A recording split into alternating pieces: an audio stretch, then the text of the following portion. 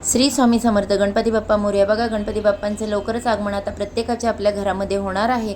तर बाप्पांची साध्या पद्धतीने स्थापना कशी करायची हे आपण आज पाहणार आहोत या व्हिडिओमध्ये. तर सर्वप्रथम आपण जिथे बाप्पांना बसवणार होतो ती जागा स्वच्छ करून घ्यायची, थोडीशी आरास करायची, तिथे एक पाट बांधायचा, पाटावरती तांदळाने स्वस्तिक काढायचं आणि त्या स्वस्तिकवर आपल्याला गणपती बाप्पांना विराजमान करायचं आहे.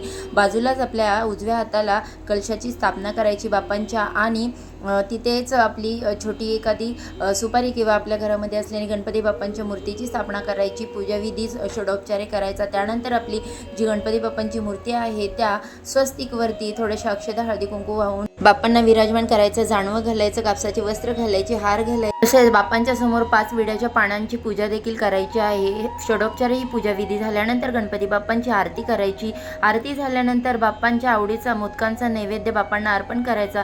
अशा पद्धतीने बाप्पांची घरच्या घरी स्थापना करायची.